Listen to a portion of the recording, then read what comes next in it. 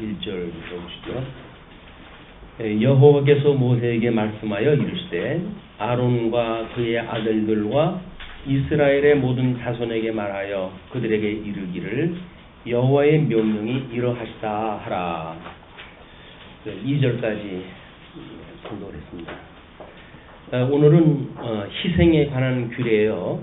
속죄에 관한 그 전체의 규례이기 때문에 구조는 마찬가지로 제사장에 대한 이야기로부터 시작이 되어집니다. 제사장, 그 다음에 제단, 그리고 제물, 이 세 가지가 이제 제사의 우리 3요소라고 이렇게 이야기했어요. 이 세 요소인데 지금 17장 1절서부터 2절까지 이야기가 아론과 그의 아들들이 옵니다. 아론, 그 다음에 그의 아들들, 그리고 이제 백성들에 대한. 그래서 하나님의 명령이에요. 여호와의 명령. 여호와의 명령이 이 제사장 중들에게 주어지고, 그리고 그 제2의 참석을 해야 될 백성들이 함께 하나님의 명령으로 수용이 되어집니다. 뭐 독자적으로 해가지고 이제 그 제사장들이 되어지는 것이 아니라 제2의 주관자나 또는 참여자가 함께 하나님의 명령으로 이제 받아들여지기 때문에 마땅히 아론과 그의 아들들이 하는 그 어떤 제2에 대해서 백성들이 하나님의 명령으로 바꿔진 일을 하는 거니까 이게 시작이 되어지는 것이 지금 2절까지 소개가 되어졌는데, 우리가 지금 전체 그 제목을 보시게 되면 양쪽 가로 6번으로 해가지고 16장, 17장이 속죄에 관한 규례거든요. 그래서 16장에서는 대속죄에 대한 규례를 우리가 확인하려 했는데, 이렇게 하나님 앞에 속죄를 받은 사람들이, 이건 다 출애굽을 한 사람들 아니에요? 출애굽을 해서 유월절을 지켰고, 그리고 광야 생활을 통해 가지고 이미 언약되어진 하나님 나라에 들어왔을 때 이렇게 살라고 하는 그 이야기이기 때문에 지금 가나안 땅에 들어오게 되어지게 되면 여전히 7 족속이 남아져 있고, 이거는 끊임없이 이스라엘을 미혹하는 이런 세력들입니다. 미혹하는 세력들. 그래서 우리가 죄 아래 끊임없이 노출될 수밖에 없는 이런 그 신학적인 해석 배경을 놓고 하나님께 이런 명령을 주시는 거거든요. 그러면 거듭나고 중생되어졌고 그래서 언약대로 이제 뭐 요단강을 건너가서 하나님 나라가 세워진 그런 그 백성들인데, 이 사람들이 끊임없이 이 죄임제를 언급하시면 무엇인가? 이걸 우리가 예수 그리스도의 어떤 사역과 그 다음에 구약의 그 선민들에게 주어졌던 율법적 이런 그 제사의 규례를 단순 비교로 해가지고 이쪽에 구약의 제사는 끊임없이 반복적이다. 이렇게 이야기해요. 반복적이다. 그러니까 이거를 통해 실체적으로 이루어지시는 예수 그리스도의 이 제사의 사역은 이것이 단회적이다. 이렇게 구분을 짓기도 하잖아요. 근데 이 단회적이라고 하는 그런 그 의미가 지금 여기서 말하는 반복적인 의미가 배제되어지거나 또는 어떤 상대적으로 설명되어진 그런 개념인가, 아니면 이것이 나름대로 반복적이라고 하는 그거를 내재적으로 초월된 개념으로 이해를 해야 되는가 라고 하는 문제는 우리가 어떤 율법에 대한 문제나 예수 그리스도의 복음을 깨닫는 문제나 이런 일에서 매우 중요한 요소라고 보여집니다. 왜냐면 예수님이 드렸던 것은 단번에 드렸던 제사예요. 십자가상에서 단번에 드렸던 제사예요. 단회적인 신학적인 표현이 맞아요. 그런데 이 사건이 우리가 예수 그리스도의 구원의 선정을 보게 되면 이제 선택으로부터 시작이 되잖아요. 선택, 그 다음에 선택되어지는 사람들을 소명을 한다 하지만 이미 잠들어져 있기 때문에 하나님께서 중생케 하시고, 이 중생케 했을 때 사람들이 죄인인 걸 깨닫고 하나님 앞에 회개를 하게 되잖아요. 이 회개를 했을 때 하나님께서 믿음을 주시고, 그리고 이 믿음을 보시고 의롭다고 칭해 주십니다. 그리고 급기야 하나님의 아들로 삼으시는 협의적인 구원의 서정이 끝이 나요. 그죠? 그래 놓고 이 양자로부터 이제 우리가 성화의 과정을 거쳐가지고 견인에 이르고 그리고 영화에 이르는 이것이 구원의 단계라고 우리가 신학적으로 정리가 되어져 있는 거예요. 그렇기 때문에 이 단회적이라고 하는 그런 그 이야기는 예수님이 오셔가지고 십자가에서 돌아가신 그런 그 제사, 이런 온전한 제사는 단회적이지만 그 단회적이 가지고 있는 우리가 반복적으로 기억을 해야 할 그런 그 필요성에 대한 거는 구원의 서정이라고 하는 걸로 해가지고 막 여기서는 우리가 협의적으로 우리가 볼 수가 있는 거예요. 협의적으로. 협의적으로 해가지고 우리는 하나님을 아버지라고 부르면서 성도가 신앙생활을 해간단 말이에요. 그러나 끊임없이 이 성화의 과정을 통해 가지고 뭐를 거룩하게 살아갈 것인가, 우리가 어떻게 거룩하게 살아갈 것인가 라고 하는 문제는 이 구원의 서정 전체가 여기 함유되어져 있는 개념이라는 거예요. 이 협의적인 개념이 여기에 포함되어져 있기 때문에 이거를 단순히 익힌 공부라고 하는 거에 머무르지 않고 여기서 배운 공부라고 하는 이런 걸 기초로 해가지고 익힌 공부가 이제 되어지기 때문에 우리가 이걸 학습이라고 이렇게 이야기하는 거 아닙니까? 예, 진리에 대한 내용을 우리가 학습한다. 배운 공부와 익힌 공부가 끊임없이 되어져야 되는데 이 성화의 과정이 그냥 거룩하게 되어져 가는 것라고 하는 그런 그 단순한 문제가 아니라 우리가 어떻게 하나님께서 하나님의 아들로까지 삼아 주셨는지에 대한 이걸 기초로 해가지고 이걸 초반적인 기초로 해가지고 성화의 과정이 이제 이루어져 간단 말이에요. 예수 그리스도가 오셔가지고 십자가에 못 박아 죽으시고 그래서 이제 그분을 우리가 구속주로 믿고라고 하는 양자가 되어지기까지가 선민국가의 어떤 그런 제사라고 한다면 그분들이 가나안 땅에 들어가서 끊임없이 제사를 그 사람 반복적으로 드리잖아요. 이게 단순한 그 반복이 아니라 그 사람들의 이 반복들도 거룩하게 살아가는 하나님의 백성으로서 내가 거룩하니 너희도 거룩하라 하셨던 하나님께서 거룩하게 하시는 과정에 대한 이야기란 말이에요.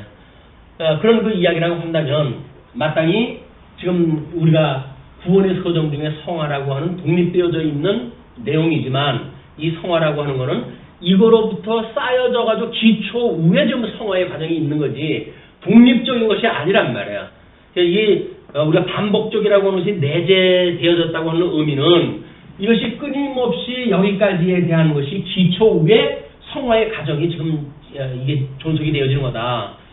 독립되어져 따로 떨어져 있는 것이 아니라 끊임없이 의롭게 되어져서 양자를 삼으셨다고 하는 이 가운데 성화라고 하는 과정이 계속되어지는 거기 때문에 이 성화의 과정을 공부할 때 그 성화라고 하는 것이 이것이 끊임없이 우리들한테 이제 회고되어지고 시인되어지고 그리고 이런 것이 전제로 해가지고 성화가 되어지는 거란 말이에요. 그래서 우리가 칭의함을 받았다라고 하는 그런 그 일은 하나님께서 우리에게 죽었던 걸 살리셔가지고 지금 우리를 이 일을 해가시는 거 아니겠어요? 그렇기 때문에 성화되어져가는 모든 성도들의 삶도 끊임없이 이런 의롭다고 칭해주시는 하나님의 은혜로 이것이 이루어진다고 하는 연속선상에서 우리가 이걸 이해를 해야 된단 말이에요. 이것이 잘못되어지게 되면 우리는 여기서 구원을 받았고 이렇게 얘기해요. 받았다. 구원을 받았다. 뭐 때로는 얻었다. 뭐 이렇게 이야기를 하거든요. 얻었다. 이게 하나님의 해가시는 우리가 하나님의 아들로서 거룩함을 입었다고 하는 우리의 신앙 고백이란 말이에요. 그러면 구원을 받은 사람으로서 그 이유는 뭐가 없다는 얘기냐? 그 이야기예요. 그래서 신학적으로 끊임없이 문제가 되어지는 것이 뭐냐면 구원 그리고 그 이후 이렇게 이야기를 해요. 아니 교리적으로는 여기까지가 다 구원이라니까요. 이게 그냥 이것이 협의적인 거를 뛰어넘고 우리가 이렇게 주어지는 것이 뭐냐면 광의적이라고 일부러 자꾸 구분을 하는 것이 내재적으로 초월된 개념으로 성화라고 하는 그 과정을 보질 않으면 우리는 구원을 받았다고 다 생각이 드는 거예요. 그런데 신약 성경에서 끊임없이 너희들이 떨어질까 조심하라고 하는 경계의 말씀은 누구한테 주는 건가요? 교인들한테 주는 거예요. 성도들한테. 요한계시록에서 수없이 떨어지는 사람들에 대한 이야기는 누구예요? 구원받은 교회의 성도들한테 주는 편지라니까요. 근데 우리는 이거를 전제를 갖다 해놓으니까 이 이유가 마치 구원과 그 이유처럼 별개 문제로 보여진단 말이에요. 그것이 아니라 이 구원이라고 하는 거는 구원의 서정이라고 하는 문제로 봤을 때 하나의 문제야. 그래가지고 이 문제가 풀리지를 않으니까 구원받았고 뭐 영생을 얻었다고 스스로 믿는 사람들한테 어떻게 이 성화의 삶에 대한 거를 교육을 갖다 해내야 되는가 라고 하는 것이 끊임없이 당위에 대한 훈련으로 되어진단 말이에요. 당위에 의한 훈련으로 되어지는 거야. 그래서 뭐 때로는 제자 훈련이니 무슨 훈련이니 해가지고 성도들을 훈련시켜가지고 이루어지는 걸로 이루어지거든요. 근데 그렇지 않습니다. 성화라고 하는 것이 구원의 서정의 부분이기 때문에 우리는 그 성화도 여전히 하나님의 주권 아래에 있는 거예요. 이걸 하나님이 그들에게 해가신다는 이야기거든요. 그러니까 지금 천상에 계신 우리 예수님은 사역을 마치시고 승천하다 하셔서 이 승천하다 하셔가지고 하나님 보좌 우편에 계시단 말이에요. 우자하시고 그리고 거기로부터 이제 산자와 죽은 자를 심판으로 오실 거 아니겠어요? 이거를 심판으로 오시는데 그 산자와 죽은 자를 심판으로 오신다고 하는 그 전까지가 뭐냐면 성령론이고 교회론에 대한 이야기예요. 교회에서 승천되어진 그 주님께서 성령을 보내주셔가지고 이 오신 성령이 끊임없이 우리들에게 주님의 말씀을 기억내게 하시잖아요. 물론 여기서 이제 교회를 창립케 하시고 그리고 창립되어진 교회로 하여금 성도들의 교제를 통해서 끊임없이 우리를 거룩하게 하는 가운데에 전의를 갖다 하신다고 하는 것이 우리 고린도서를 공부했을 때 그 원리란 말이에요. 내가 너희들을 경고케 하겠다. 그러니까 창립되어진 성도들을 주님께서 견인해 가신다는 그 이야기는 우리들에게 이게 하나님의 은혜로 되어진다고 하는 걸 보여주는 일이지. 너희들은 하나님께서 해가시는 일이니까 너희들은 구원받은 사람들이야.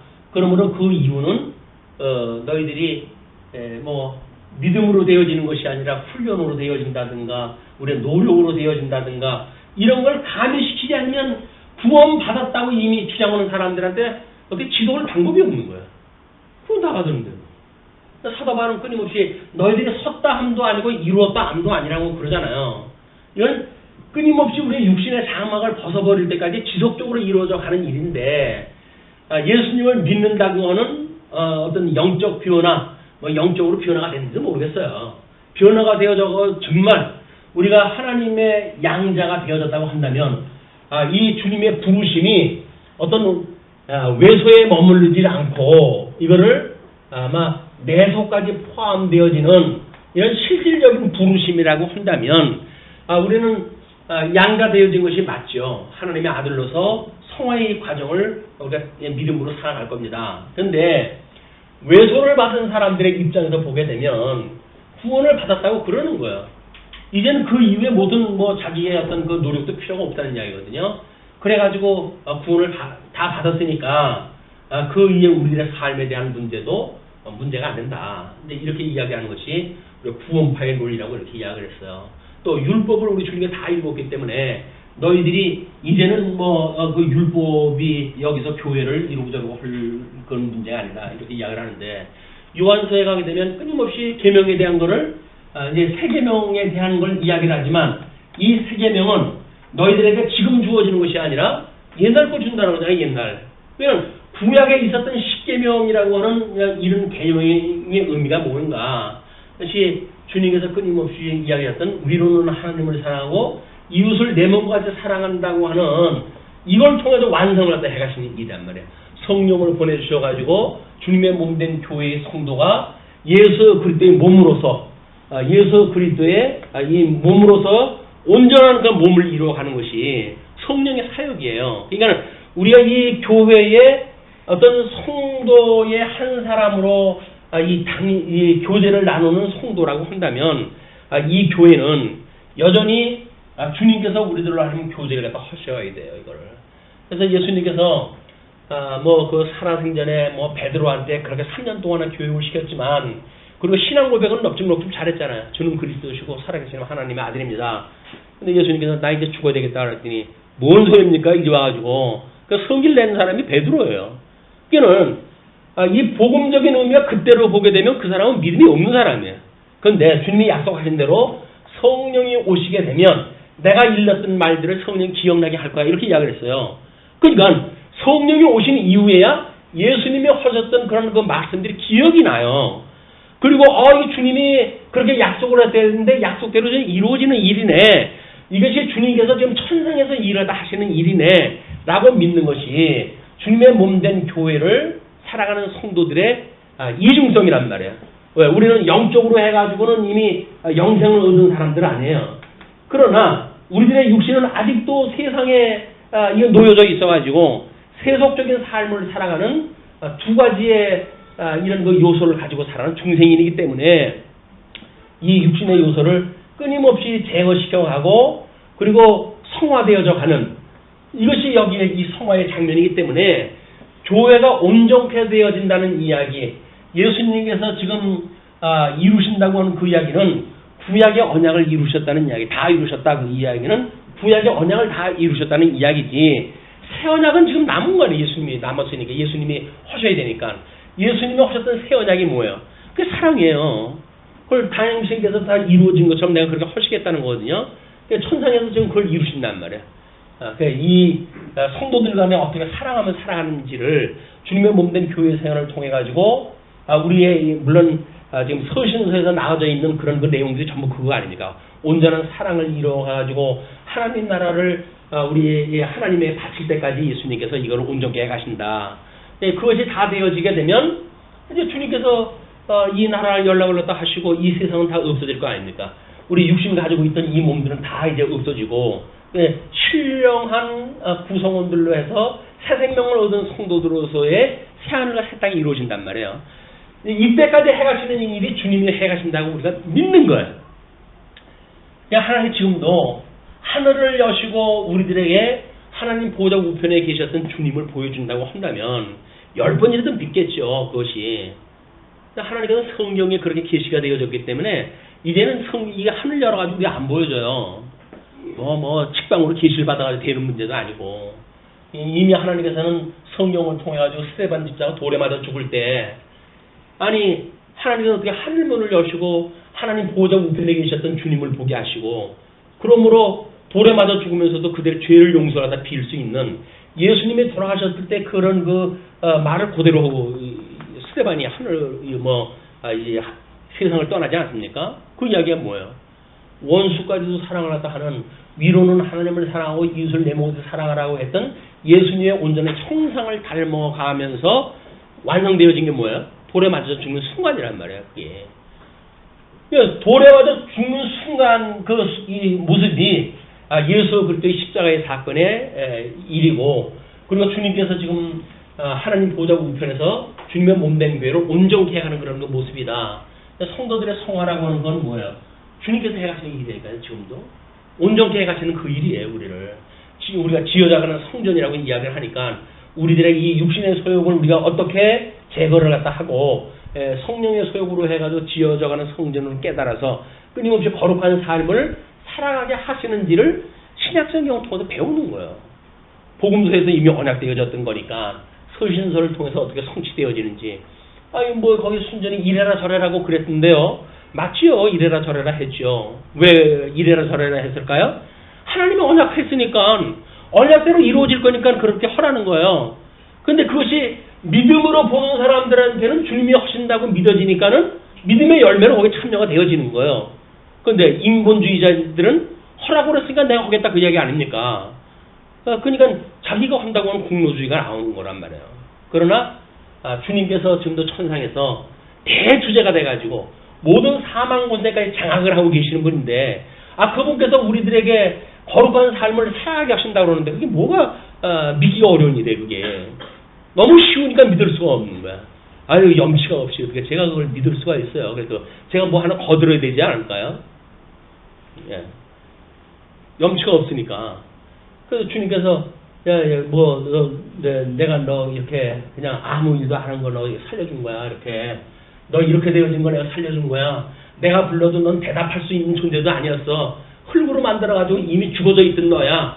그렇기 때문에 내가 중생을 갖다 했을 때 비로소 너를 살리는 이런 역사가 이루어졌기 때문에 너는 끊임없이 죽었다가 살아났다고 하는 이런 그 협의적인 믿음에 대한 하나님의 아들이 되어졌다고 하는 협의적인 믿음의 원리가 그대로 반복적으로 작용이 돼야 된단 말이에요.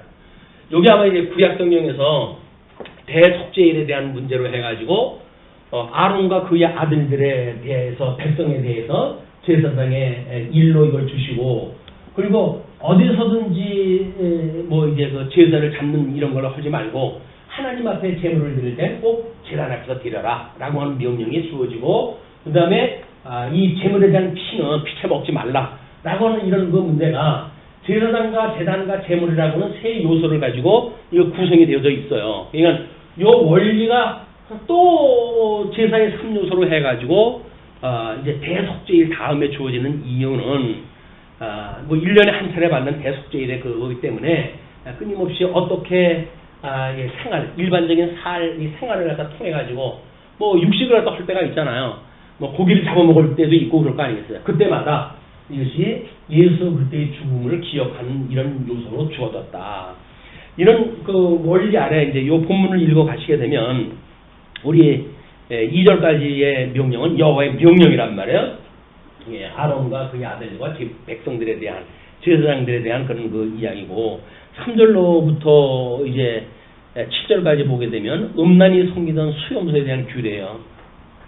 아론과 그의 아들들 이스라엘 집의 모든 사람이 소나 어린 양이나 염소를 진영 안에서 잡든지 진영 밖에서 잡든지 먼저 회막문으로 끌고 가서 여호와의 성막 앞에서 여호와께 예물로 드리지 아니하는 자는 피 흘린 자로 여길 것이라.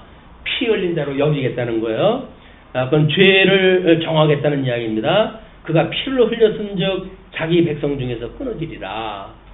그러니까 하나님의 명령을 어긴 피 흘린 자로 취급을 하다 해가지고 하나님의 천만 그 회중의 그 진중 바깥에 외인이 될 수 있도록 이제 처리를 갖다 하시겠다는 이야기니까.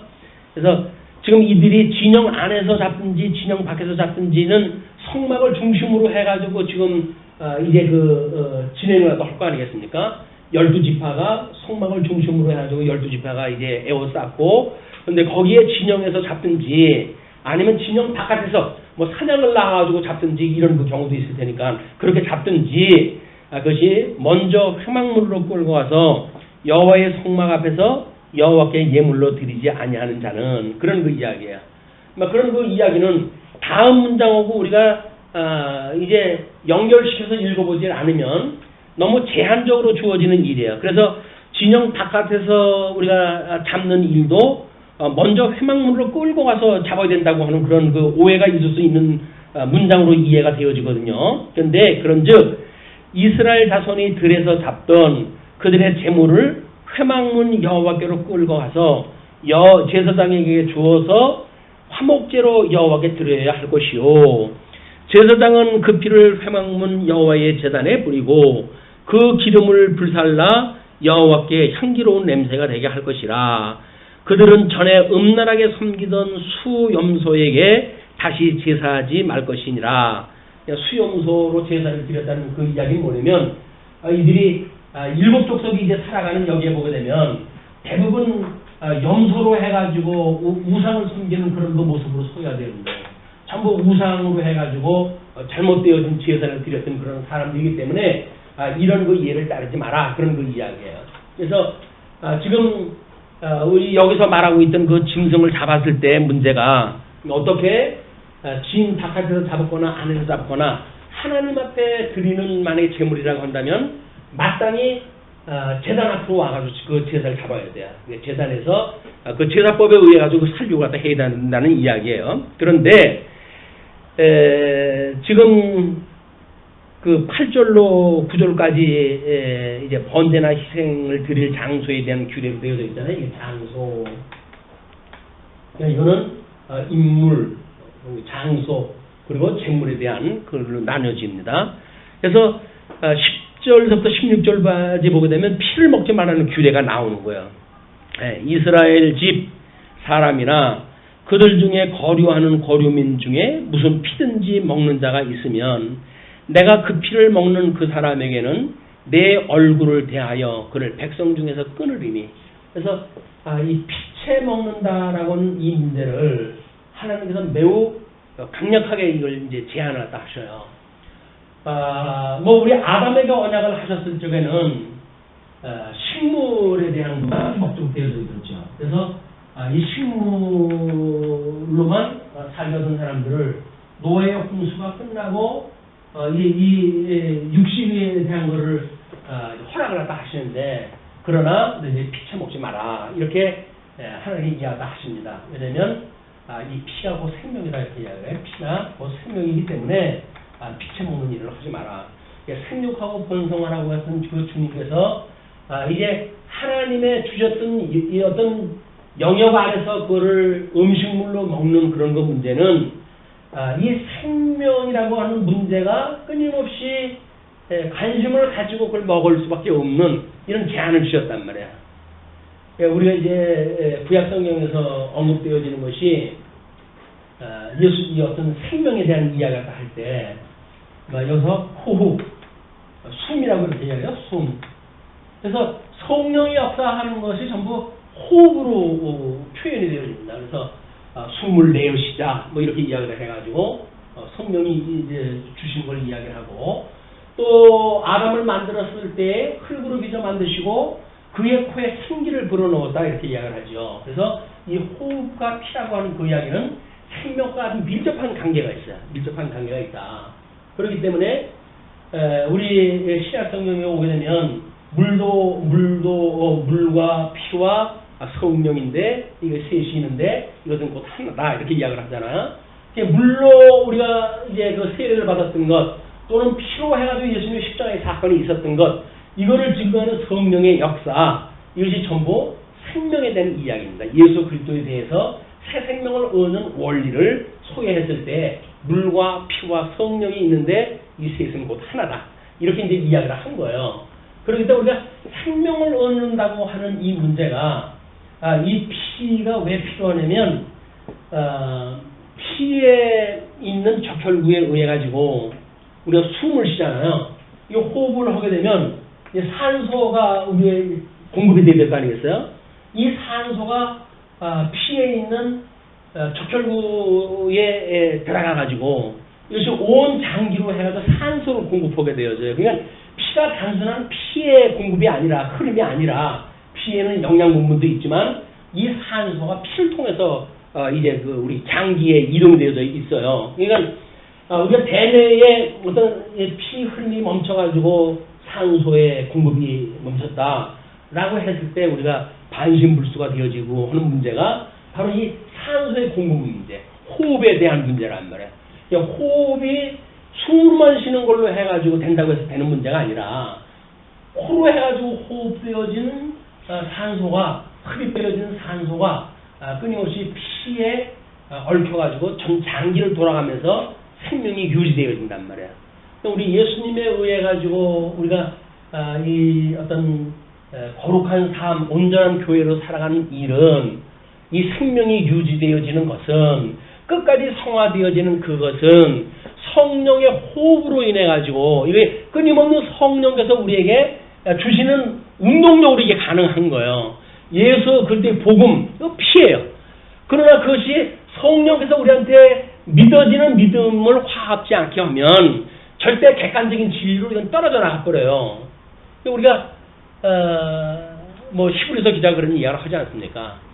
이렇게 다 믿음의 역사를 보고 그랬는데도 불구하고 그들이 구원에 이르지 못하는 것은 믿음이 화합되지 않았기 때문에 그렇다, 이렇게 이야기를 합니다. 그렇기 때문에 예수 그리스도 십자가 상에서 흘렸던 그 피의 사건은 성령에 의해 가지고 끊임없이 주님의 몸된 교회를 이 성도들의 인식 작업에 이것이 작동이 되어져야 되는 거예요. 그걸 우리가 운동력이라고 이렇게 이야기를 하는 겁니다. 예수 그리스도께서 천상에 계시지만 보내신 성령에 의해 가지고 예수 그리스도가 우리의 생명이라고 하는 걸 끊임없이 인식을 하게 하셔야 돼요. 이걸 우리가 깨닫지 못한다면 성경의 원리를 가지고는 알아요. 구원받는다는 거를. 근데 실질적으로 성화되어져 간다는 이야기는 이 성령께서 우리에게 이 교통을 갖다 하는, 우리가 교제를 갖다 하게 하시는 이걸 통해서 살아있는 걸 우리가 감지하게 하신단 말이에요. 성도의 교제가 왜 중요하냐면 살아있다고 하는 걸 뭘로 깨달아요? 살아있는 지체를 통해서 깨닫게 되어진다는 거 아니야? 뭐 살아있는 지체가 아마 어떻게 보게 되면 이제 그 미숙으로부터 이제 성숙에 이르는 단계를 갖다 이제 걷지 않겠습니까? 성화라고 하는 그런 그 과정이니까. 근데 뭐 신앙생활 하루하고 이틀하고 1년하고 2년하고 해가는 걸 보게 되면 그의 이 성숙해가는 모습을 우리가 보게 되잖아요.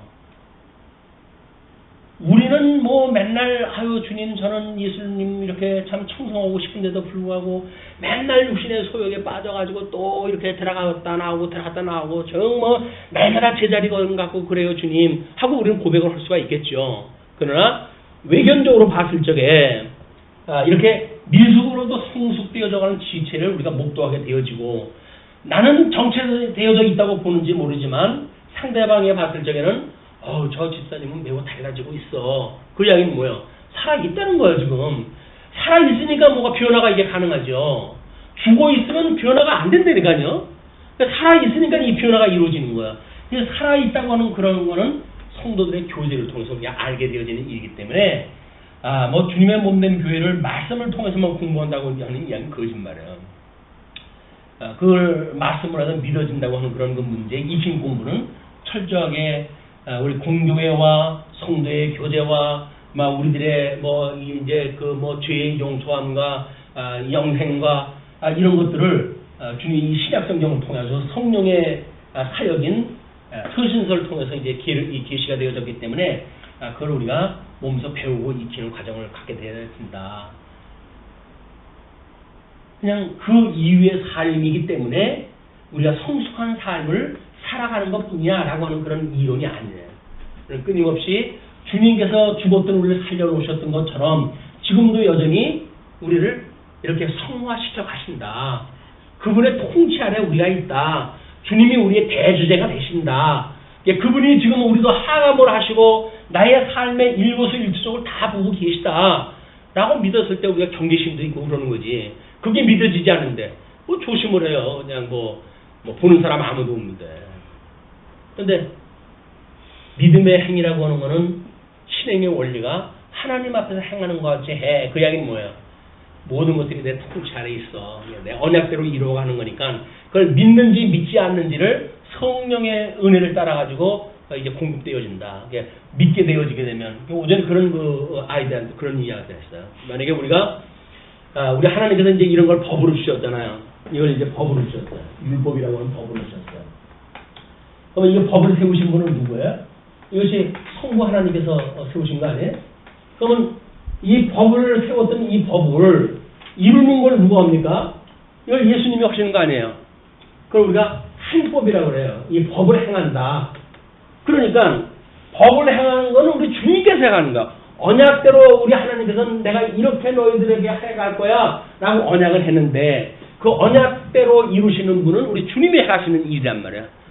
이거를 주님께서 해가시는데 그럼 주님께서 해가는데 뭐 우리 보고 이래라 저럴 때 뭐가 있습니까? 이런 이야기를 하지만 이 사법에 이르게 되어지게 되면 성화 과정을 다 겪고 우리 견인의 역사를 통해서 하나님 나라가게 되어질 때 우리 예수님 앞에 이제 설 거 아닙니까? 그때 이 사법에 대한 거를 누가 이야기를 해요? 이게 성령 하나님의 인식에 의해서 우리가 믿는지 믿지 않았는지가 결판이 나는 거예요.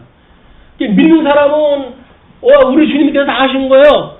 너 이 죄인이지? 맞아요. 그런데 우리 주님께서 대속해 주셨어요. 이분께서 하나님의 언약을 다 이루신 분이에요. 나는 이분을 죽고서 웃고 이분이 우리의 머리가 되신 분이거든요. 저는 그냥 이분에 속한 사람이에요. 저는 이름도 성도 없어요. 라고 말해야 이거 책임을 면할 수가 있잖아요. 근데 뭐 껍질대고 제가 제 책임 제가 지겠습니다. 뭐 대단한 믿음을 가지고 있는 것처럼 그렇게 이야기를 하게 되면 그건 믿음이 없는 사람이란 말이에요. 모든 법을 행하는 분은 누구라고요? 예수 그리스도요. 이분이 다 이루시는 거예요. 그걸 믿는 것이 우리가 믿음이라니까요. 다른 건 믿는 거 아니에요. 예수 믿는 것이 곧 나의 일을 갖다 하는 거예요. 하나님께서 그렇게 이야기를 하시지 않습니까? 하나님께서 내가 보낸 자 예수 그리스도를 믿는 것이야. 그 이야기는 뭐예요? 그냥 이분이 다 이걸 행한단 말이에요. 모든 하나님이 세웠던 이 법에 대한 거를 주님께서 다 행하는 거예요, 이게. 그러니까 내가 이분에게 속해져 있다고 하는 것만 믿으면, 나의 머리가 된다고 하는 사실만 믿으면, 이분이 행하신다는데 뭘 그렇게 안타까워가지고 그래도 제가 해야죠, 주님. 뭐 이렇게 해가지고 괜히 설레발을 쳐가지고 나중에 주님께서 난 너 몰라 인마 이런 그런 경우를 왜 당하느냐고요, 글쎄. 이게 잘난 척해서 그러는 게 전부 인본주의적인 생각으로 해가지고 내가 그래도 뭘 한다고 생각이 드니까 그렇다. 우리는 아무도 할 수가 없어요. 먼지를 빚어가지고 만든 인간이 뭘 합니까? 죽었든 우리를 살리셨다니까요, 그분이. 죽었든 우리를 살리셨다고 한다면 죽었든 우리를 살리신 분을 갖다 우리가 믿어야지. 여전히 살리셨으니까 제가 뭘 할게요 라고 하는 이야기는 아직도 살아나지 않았기 때문에 제가 뭘 한다는 이야기 아닙니까? 아니에요. 죽었든 우리를 살리셨다는 그 이야기는 지금도 주님에 의해서 우리가 온전한 몸으로 이루어져 가는 거예요. 너무 쉽잖아요, 근데. 그러니까 정말 안 믿어지는 거예요. 그냥 뱀만 봐. 이거 구리뱀만 보면 되지 살아. 근데 야, 말 같은 소리를 갖다 해라. 그거 본다고 내가 이 들병이 어떻게 사냐. 안 보는 거예요. 우정 안 봐요. 근데 주님께서 믿음을 주셔야 주님 그렇죠? 라고 해서 겸손한 마음으로 그걸 본다니까요. 가장 밀어나는 방법. 세상 사람들이 봤을 적에는 가장 밀어나는 방법. 도저히 있을 수 없는 방법. 말도 안 되는 방법. 그 방법이 예수님이 이루어 가신다는 거예요. 그걸 믿는다는 거예요. 뭐 아까 쉬는 시간도 이야기도 했지만은 아니 사람들이 전부 손가락질을 했다고 하고 쟤 미쳤어. 그렇지 않고서야 지금 이 벌건 날에 뭘 비가 온다고 해가지고 저 배를 갖다가 온 식구들 동원을 갖다가 해서 배를 짓냐 라고 비아냥거릴 거 아니겠어요. 자기 주변에 있는 모든 사람들이 손가락질을 갖다 했다니까요. 그런데 바보같이 그냥 그 일을 다 했어요. 예수 믿는 사람들은 바보예요. 주님이 다 한다고 그러면 그래요 라고 그러는 거예요. 영학 쓰는 사람은 에이 그래도 제가 좀 했잖아요 라고 해서 생색을 내는데 예수 믿는 사람은 생색을 낼지 몰라. 맞아요. 주님이 다 하시는 거예요. 저는 한 게 아무것도 없어요. 죽도록 뭘 갖다 했는데도 불구하고 한 게 없대요. 왜? 주님께서 주신 열매니까. 그게 믿어지는 일이니까는 죽도록 충성했음에도 불구하고 저는 아무것도 한 게 없어요. 주님. 그렇게 이야기하는 거예요.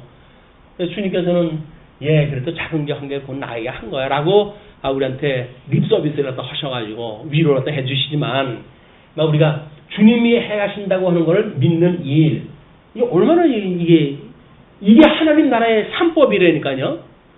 이 하나님의 산법을 대한민국에서 이제 뭐 대한민국이나 지금 우리 보통 세계에서 이 정치의 구조를 이 3월을 이걸로 이제 나눠놓지 않습니까? 우리 고난을 갖다 어떻게 분배할 것인가? 입법부, 행정부, 사법부 해가지고 나눠놓고 주는데 지금 법을 세우는 입법부가 흔들려가지고 지네들끼리 난리 아니에요. 법을 세울 거냐 말 거냐 이해관계에 따라가지고 난리가 쳤고 그 입법에서 세운 법을 행해야 되는 행정부에서 새롭게 법을 갖다 자기네들이 만들어가지고 실행법을 자기네들이 만들어가지고 하는 거야. 그래서 때로는 실행법이 국회법보다 상위의 그룹에 만들어진데도 불구하고 그 일을 다 하는 거예요. 그냥 말도 안 되는 일 그냥 한다니까요. 입법부가 뭘 해야 뭐 일이 되고 안 되고 하는데 일을 못하니까 어떻게 해. 여기서 오히려 입법부의 그 법정부도 상위법을 만들어가지고 여기서 운행을 다 하는 거예요. 왜 지금 난리예요? 지금 뭐 지방자치하고 이 중앙부처하고 왜 갈등이 심할까요? 안 돼요, 이게. 지네들이 서로 만든다고 해가지고 하는데 어떤 객관적인 입법기관에서 그걸 법을 만들어줘가지고 일을 다 해야 되는데 지네들 마음대로 법 만들어가지고 피하고 해가지고 해가는데 이게 될 수가 없잖아요. 국회가 저 지경 돼가지고는 안 됩니다. 그게 세상 나라예요. 우리 세계 나라가 만들어지고 여지껏 이런 제도가 만들어졌지만 이 법을 갖다 하나로 묶게 되는 제국주의의 시대도 있고 전제주의 시대도 있고 때로는 이걸 나눠주는 공화 정치의 시대도 있었고 이런 그 여러 가지의 정치의 그런 그 현상들이 있었지만은 왜 세상 나라가 망할 수밖에 없는가? 이걸 그 사람들은 권리로 보는 거예요. 삼권이라고 해서 권리로 봐요. 교회에서는 뭐예요? 이거를 주님께서 주시는 권한이에요. 성령의 능력이에요. 권능을 우리한테 입혀주시는 거예요.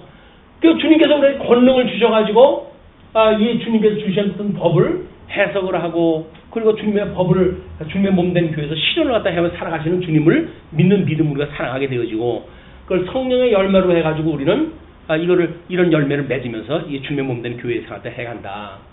그래서 하나님의 나라는 이걸 권능으로 보죠. 같은 삼권이에요. 삼권이에요. 근데 세상 사람들은 이걸 권리로 이야기를 해요. 우리는 주님의 성령의 권능으로 이해해요. 근데 이또 세상 걸로 이해를 해가지고 뭐 상권을 분리를 갖다 하는 것이 뭐 세속적이나 어쨌거나 해가지고 목사를 없애야 된다 뭐 이런 이야기를 하는데 그건 교회 간의 교자도 반영이 안 되어진 거예요. 교회의 모든 그 말하고 있는 권이라고 하는 거는 성령이 임하시면 너희들이 권능을 얻고 그리고 땅끝까지 이르러 복음의 증인이 된다고 그러지 않았어요. 그러니까 증인을 삼기 위해서 주시는 권능인 거지. 어린 양의 권세를 우리가 배우고 익혀가지고 섬기는 그런 권능을 우리가 행하는 일이지 무슨 권리가 되어져가지고 자기 뭐 배 채우는 데 쓴다고 그렇다 해가지고 뭐 엄한 해석을 갖다 해가지고 난리를 피는 일들도 정상적인 해석이 아니란 말이에요. 이 본질 세계를 보질 않으면 부분 논리는 맞는 것 같잖아요. 맞아. 이게 상권이 이게 분립이 돼 있는데 상권이 제대로 분립이 안 된다는 거야. 왜? 모든 권한을 목사가 가지고 있으니까. 권한을 목사가 가지고 있다고 보는 거야. 이 권리에 대한 거를. 그러니까 안 되는 게 맞죠. 그런데 권능이라고 하는 그 부분이기 때문에 우리는 상권이라고 하는 것이 뭐 교리권, 그다음에 치리권, 그리고 봉사권. 우리가 목사, 장로, 집사가 해가는 일이에요. 주님의 몸된 교회에 직원이 세 부류가 있다고 이렇게 해야 돼요. 직원. 처음에 뭐 이 직원이라고 하는 얘기를 보고 회사처럼 뭐 직원이 나옵니까? 이렇게 얘기하잖아요. 직원 회의하니까. 이게 헌법에 나와져 있는 이게 단어예요. 왜 직원입니까? 하나님 나라에 가지고 있는 이 직임을 가지고 있는 구성원이란 말이에요, 이게. 근데 이 직원을 세 부류로 되어져 있어요. 누구로? 목사, 장로, 집사. 요 세 부류가 안수를 받아가지고 우리가 항존으로 해가지고 주님의 몸된 교회라고 한다면 항존직으로 있어야 되는 직임이에요, 이게. 항존이라고 하는 것이 뭐예요? 항상 있어야 되는, 항상 존재해야 되는 직원이란 말이에요. 이게 하나가 빠지게 되면 이 온전한 교회가 아닌 거예요. 이게 목사가 없으면 이거를 허위교회라고 이렇게 이야기를 해요. 허위교회. 장로가 없으면 이걸 무조직교회라고 이렇게 해요. 무조직, 조직이 안 되어져 있는 교회. 집사가 없으면, 집사까지 없으면 뭐 그건 완전히 지 목사 혼자 하는 거거나 그러겠지. 성도가 하나라도 있으면 집사를 생겨가지고 거기다가 뭐 재정을 맡기고 그러잖아요. 그런데 집사 숫자가 몇 안 되면 목사가 몇 개의 재정을 지돈인 것처럼 마치 지오주 밑에 갖다 놨다 빼니까요. 그러면 이걸 무시하는 거예요. 교회 원리를 무시하는 거예요. 그리고 무슨 성화를 이야기를 합니다. 성화를. 이 성화가 굳이 이 조직되어져 있는 구성원들이 이런 원리를 따라가서 주님의 몸된 교회에 구성이 되어져 가지고 이런 사역을 갖다 해갔을 때 성화라고 하는 겁맞는 삶이 만들어지는 건데 교회 생활도 이게 뭔지도 모르고 하는 사람들이 무슨 성화예요, 성화가. 이게 구체적으로 되어지는 것이 조직되어진 교회라니까요. 장로가 없으면 무조직 교회에 조직이 안 되어져 있는 교회예요. 당회가 없어요. 당회가 없다는 이야기는 뭡니까? 우리의 모든 통치권에 우리는 주권이 없어가지고 무슨 시비 걸 문제가 있어서 재판 걸 문제가 있으면 어떻게 해야 된다고요? 노회에서 우리 한 분이 오셔야 돼요. 그래가지고 이 당회를 운영을 해야 가부 결정이 날 수 있는 거라니까요. 근데 그런 것도 없으면서 무슨 뭐 우리끼리 살면 됐지 뭐 그런 그 이야기는 이제 막 시작되어진 초대교회라고 하기 때문에 이해를 하지만 예수님이 오신 지 2000년이고 주님의 몸된 교회 간에 대한 것이 확립되어진 것이 언젠데 인제 와서 내 마음대로 살겠다는 이야기는 무슨 과거의 모든 거 다 지워버리겠다는 거 아닙니까? 그럴 수 없어요. 이미 교회사 2000년을 통해 가지고 믿음의 선배들이 주님의 몸된 교회의 온전한 모습이 무엇인가를 확연하게 보여줬던 일들이기 때문에 이걸 공부하지 않으면 안 되는 거예요. 그래서 우리 문화 우리가 만들어 간다고요? 그걸 알아야 만들어 가지. 우리가 모르고 만들면 뭐예요? 기준이. 내 기준으로 만드니까 그건 주님하고 아무 상관없는 사조직이에요, 사조직. 그 사조직을 가지고 내 마음대로 한다고 생각하는, 우리가 정말 몸을 불사는데 내어주는 것 같은 봉사도 하죠. 사조직을 위해 가지고. 사조직의 목적은 뭐예요? 개인의 영달을 위해서 있는 거예요. 자기의 영향력을 위해서 있는 거라고요. 그게 조직은 아니라니까요. 주님의 몸된 교회는 유기적이어서, 그렇죠? 어떻게 하나의 몸으로 되어져 가지고 연약한 성도를 돌아보고 그들이 지지 못하는 짐을 대신 지고 이래가지고 가장 서비스를 갖다 해가면서 진리를 공급을 갖다 하는가. 그래서 우리 예수님의 이 형상에까지 이르기까지 주님의 몸된 교회를 온전케 해가시는 일이야말로 이 온전한 성화에 이르는 삶이란 말이에요. 교회가 성화가 되질 않는데 성도가 혼자 성화된다? 거짓말이에요. 주님의 몸된 교회가 성화는 성도들의 개인 성도고 비례가 되어지는 거예요. 비례가. 이것이 주님께서 만들어가는 이 제사의 나머지 시간에 우리가 이 하나님의 우리 하나님을 아버지라고 부르는 성도들이 성화의 가정을 살아가는 제사의 모습이란 말이야. 우리가 예수님이 드렸던 온전한 제사를 어떻게 이해하다 하는가. 그분이 보내주신 성령께서 어떻게 그걸 온전히 이루어 가시는가. 이것이 주님께서 주시는 아마 후속의 문제라고 보여집니다. 그래서 16장 대속죄일에 대해서 17장에 길지도 않아요. 17절까지 내용으로 해가지고 이 원리를 소개를 했다. 아마 이것이 17절까지 짧은 절로 소개가 되었으니까 그래도 이나마 이런 설명을 하다 하지. 본문 설명할 시간이 또 많이 걸리면 이런 거 서비스 할 시간도 없어요. 오늘은 마침 성경 구절이 짧아가지고 교회사적인 이런 거 입장까지 같은 원리로 소개를 갖다 해드렸습니다. 시간은 아직 안 됐어요. 그래도 저 강의는